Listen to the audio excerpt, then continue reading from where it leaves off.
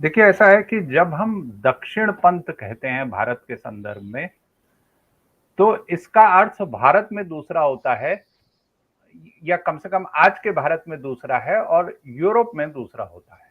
जी। यानी यूरोप में हम जब दक्षिण पंथ कहते हैं, तो वह दक्षिण पंथी आइडियोलॉजी या राइटिस्ट आइडियोलॉजी जो है, वो बेसिकली आर्थिक आइडियोलॉजी है, जो अर्थव्यवस्था को, आर्थिक उसको एक राष्ट्रवाद से जोड़कर देखती है।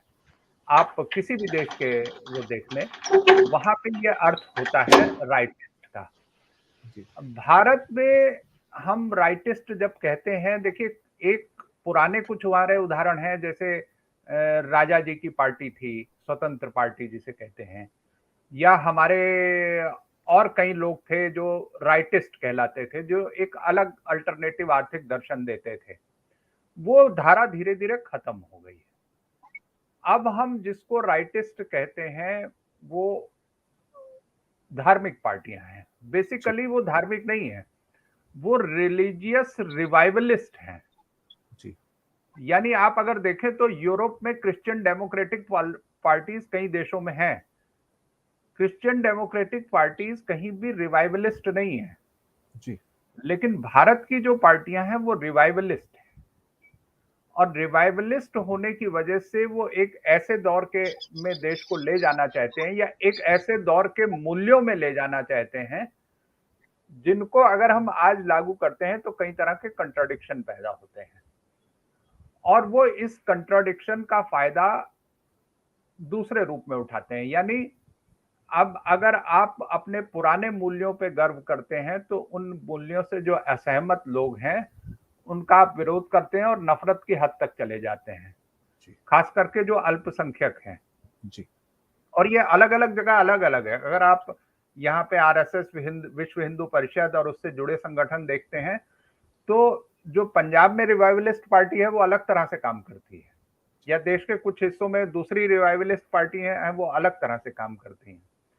तो भारत का जो दक्षिण पंथ है, जिसको आज हम दक्षिण पंथ कहते हैं, वो दरअसल रिवाइवलिस्ट फंडामेंटलिस्ट है, और वो उसी तरह से काम करते हैं, वो नफरत पैदा करने का काम करते हैं।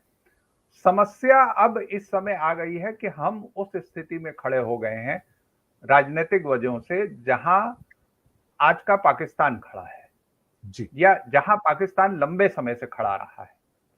यानी ऐसे लोग जिसे हम नॉन स्टेट एक्टर्स कहते हैं, पाकिस्तान में ये शब्दावली पाकिस्तान से ही आई है, नॉन स्टेट एक्टर। जी।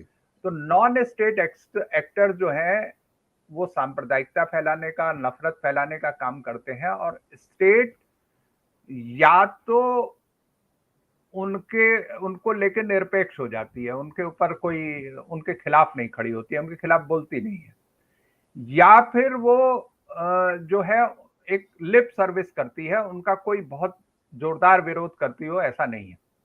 और तीसरी बात यह है कि जो स्टेट है, वो उन नॉन स्टेट एक्टर्स से आइडियोलॉजी शेयर करती है। ये पाकिस्तान की हालत है, और ये हालत भारत में बिल्कुल वैसे ही लागू होने लग गई है।